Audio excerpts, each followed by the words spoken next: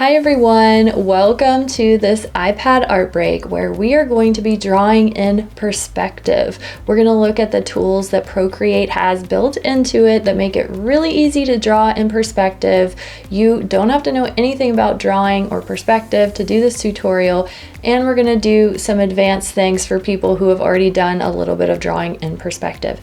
So let's dive right into it. So as we're diving into this project, you can draw any object you want. I'm going to be doing a suitcase. You could do something like a matchbook, a book, cereal box, milk carton, box of markers, gift, or a camera. You actually can draw round objects and any other shape object in perspective, but I do recommend starting with one of these box or cube-like shapes because it makes it a little easier to learn those perspective principles. A couple vocabulary terms we need to cover before we dive in, and the first one is the horizon line. That's that green line that goes right across the page, and your object has to point to that line. So you can see how the edges of the box point to that line. It can be below it, above it, on it. It doesn't matter as long as the edges of your container go towards that line. So when your object points to the line in one direction, that is called one point perspective.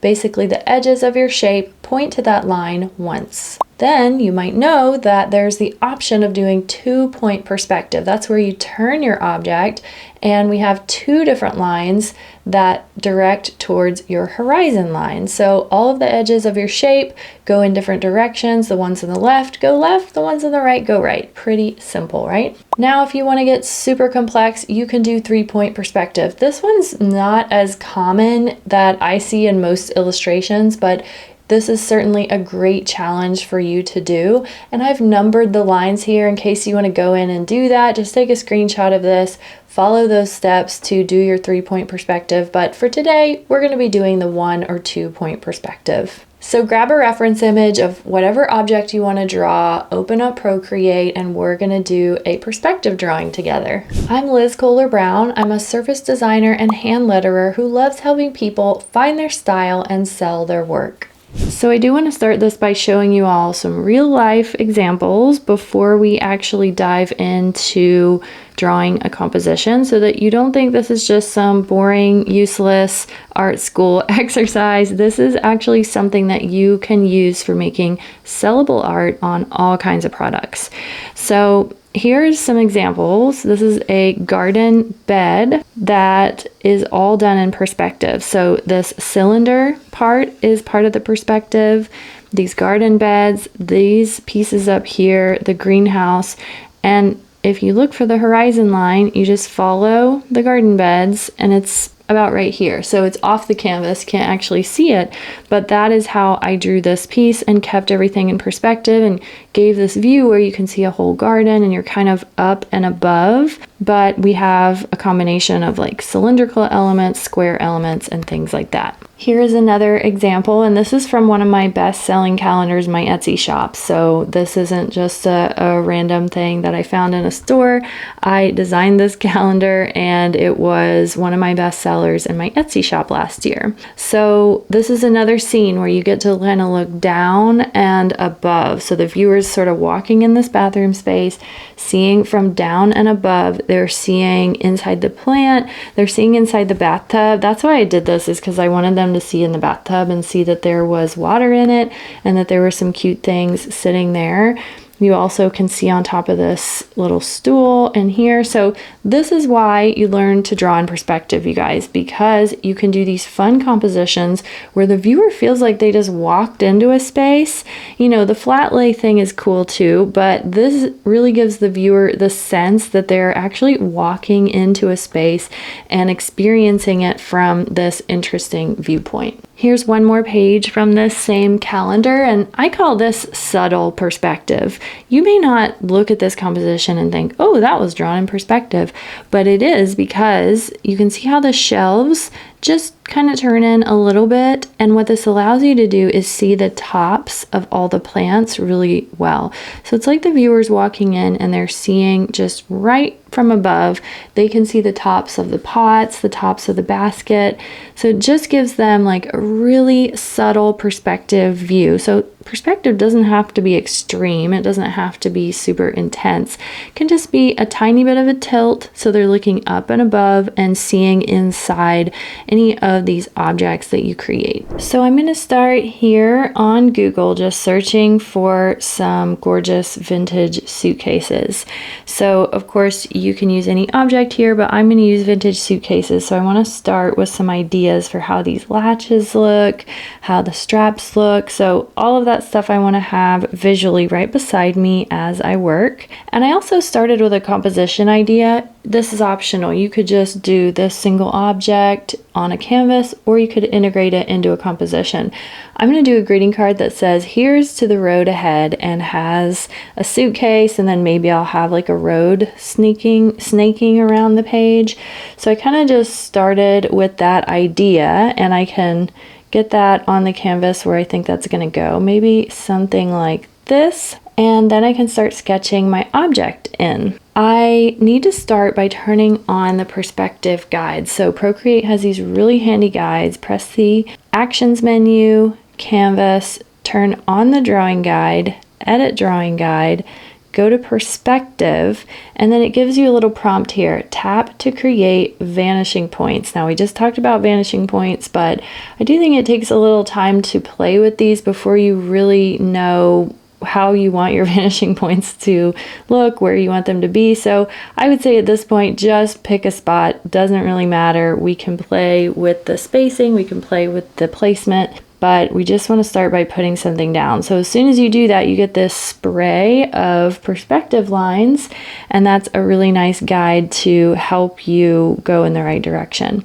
So that is one perspective guide. That's 1 point perspective, right? Well, what if we would rather do 2 point perspective? We can tap here, and Procreate, so cool, allows you to go off the canvas. So you can put your perspective guides wherever you want.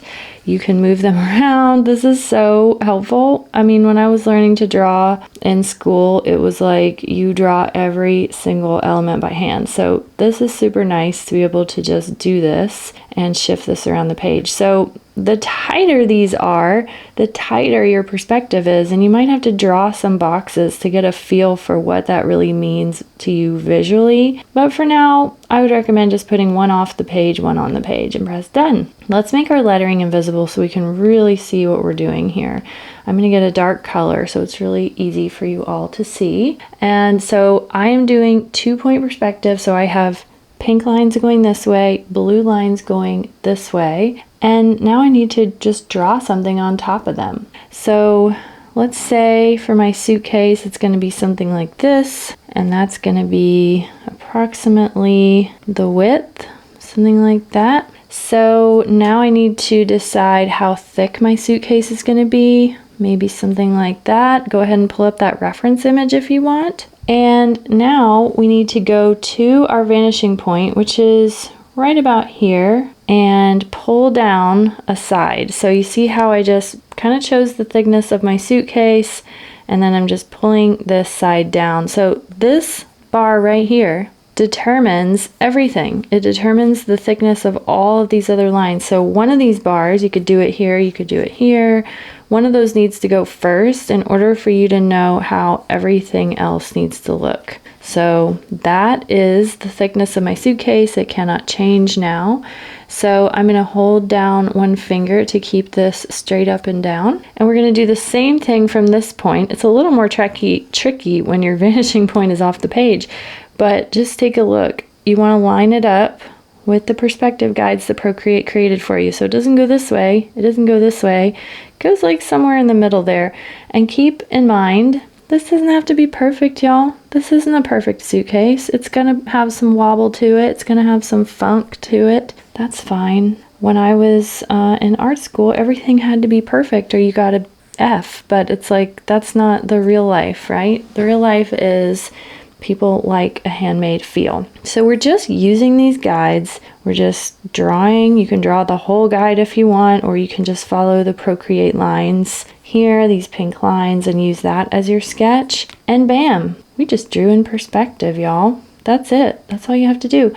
I'm going to get a different color, get brown. And the cool thing about these perspective guides, now that we have them, is that we can start using them to also draw like the latches of the suitcase and all the other elements of the suitcase that you want to be part of it. So like, let's go ahead and pull up our reference image so we can see what some latches might look like. So these are really pretty. It's going to be a suitcase handle and latch. So why don't we put the handle right here so we can use our perspective guides to tell us what the angle of that handle is going to be. Something like that. And it goes up, and this part of it, these two sides, need to follow these perspective lines. So that's why I think a suitcase is a really good first practice object if you've never done anything with perspective before,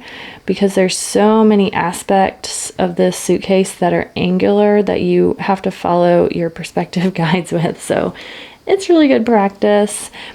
Zoom out a lot, make sure you're putting things in the right spot. And you might be wondering, like, where's the middle of my suitcase? Where does this handle go? And how do I know where the middle of my suitcase is?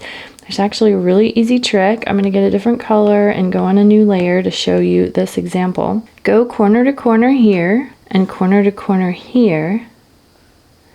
And then go line basically from your vantage point to crossing that line. So I didn't quite hit it. So let me go a little bit more this way. Crossing this way all the way to your vantage point that you know is like over here somewhere, and you can kind of watch the angle of it here. That is going to be the middle of your suitcase because of the dramatic perspective. So look how off I was with where my handle should go. So that's kind of the benefit of using all of these tricks when you draw in perspective, is you can actually figure out the correct spot to put something. So I'm going to continue this process, and keep in mind that not everything on this has to be perfect. Like, I'm just going to draw this by hand. This is where my suitcase opens right here. Just going to draw that in by hand. And none of my suitcases here have this, but I want to add some of those cute straps like that, following my vanishing point like that. I have to follow that vanishing point because that is what is telling my viewer what the perspective of this is. So if I do something up and down like this strap, I have to make it straight up and down using one finger to keep my pieces on track. So look at that cute little strap in perspective. It goes down like that. And we can repeat that same thing over here. Down. The last thing I'm going to do is put some stickers on this, and those don't have to be in perspective because they're kind of all over the place, but I wouldn't do any perfect circles, right? I would do like ovals, I would do weird shapes, and for now I'm just kind of plopping down some shapes, and we can refine those later. But at this point you can make your perspective guide invisible, turn off that drawing guide, remove your original sketches, and there is this cute suitcase in perspective. I'll go ahead and reduce the opacity of it, and we can start inking. So I'll create a new layer. I believe this is going to be a leather suitcase. I'm going to grab my rough inking brush from my Everything Bagel brush set, which you can get as a free download right below this video if you want to use the exact same brush that I'm using that has this rough and funky feel. And so I'll just continue this process. And you know, I love drawing in perspective, you guys, but I don't love things being super tight. So I keep it loose. I like going outside the lines a little bit. I'm drawing in a way that's not super predictable. I'm keeping it playful. You know, even making intentional mistakes here and there in this AI age, I think, is valuable. So I do that on purpose. I don't try to make my work perfect anymore. I think that those days are gone. So take your time here, play with maybe inking those straps, like giving those fun straps a little bit of attention, and then we can use just a dark line maybe to show where the suitcase opens, or maybe you'd like to have like some kind of silver lip there. See how some of these suitcases, that's very 80s to have that like silver lip there. I might do that on some of these, but I'll take just a minute to play with inking this composition.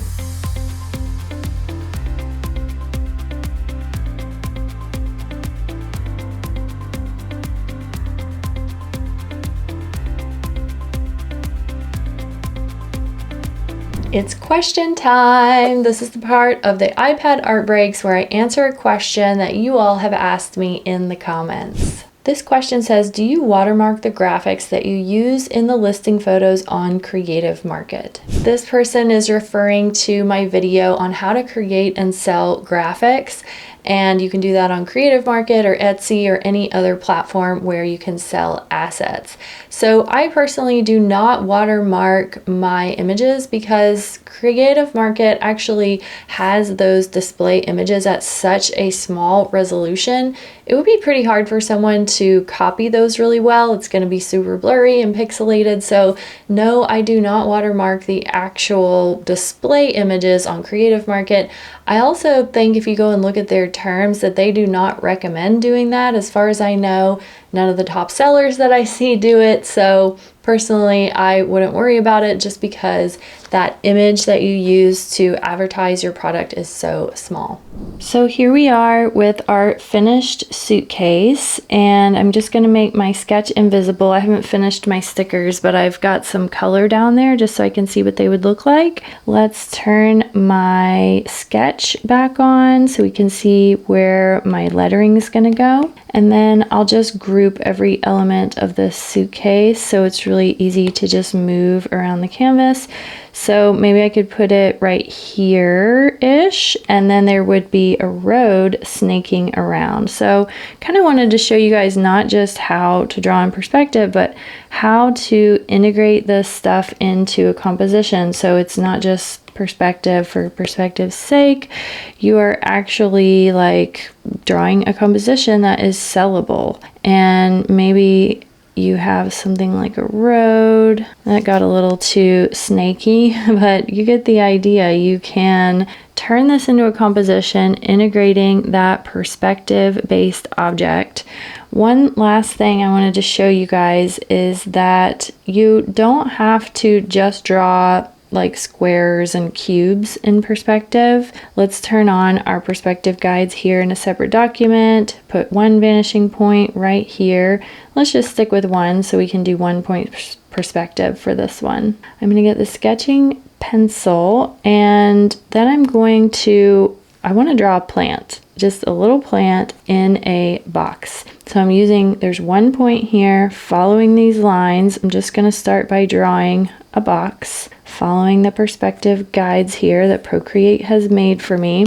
I also want to point out, if you go to Edit Drawing Guide, you can actually change the thickness of these bars, makes them a lot easier to see. You can change the color on the top, you can change the thickness down here, and you can change the opacity down here. So that can make it a little easier to see if you're struggling. So just starting with that little box, and that's just deciding like how tall and wide our plant is going to be.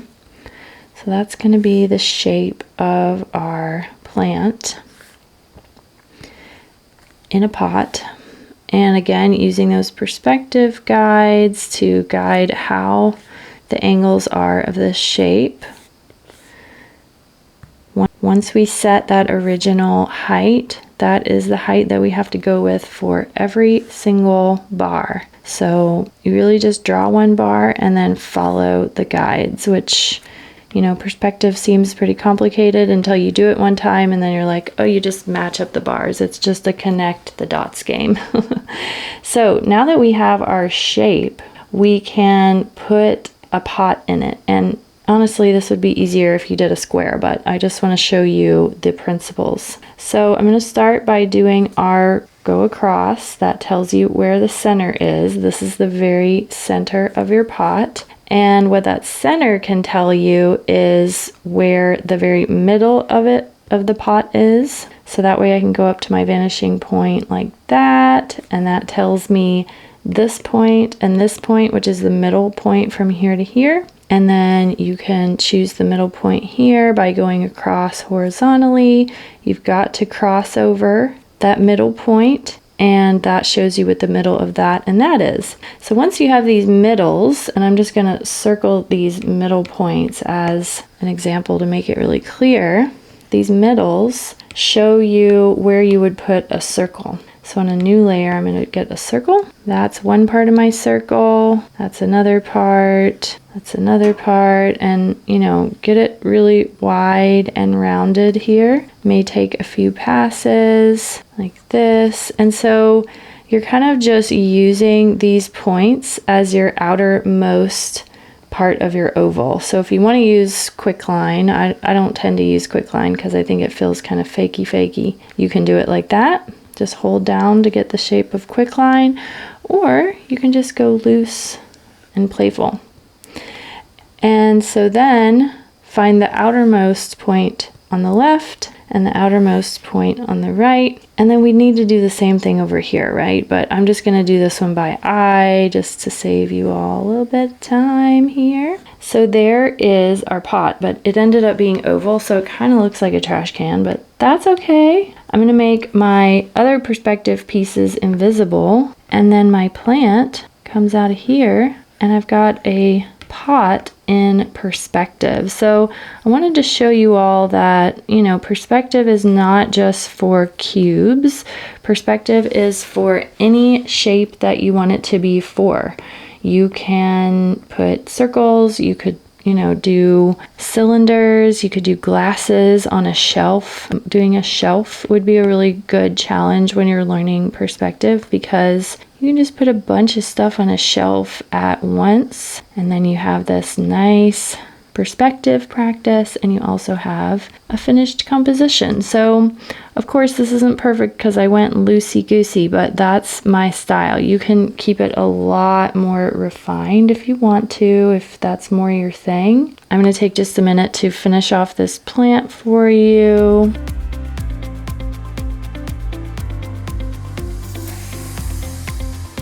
So I've got all my plant parts selected. I'm just going to move it down to the middle of the composition, turn off all of my extra guides that I don't need, and then we have this cute little plant. And you know, you could put this on a greeting card, you could integrate it into a composition of a home, an interior space, and all kinds of, you know, sellable products that you can sell online. And it has this cute little perspective feel to it. And I think you can see that it doesn't take much extra time to do that, but it does add a lot of kind of playfulness and dimension to your compositions. So I hope you all enjoyed drawing in perspective with me today. Please share your drawings with me. You can tag me on social media at Liz Kohler Brown.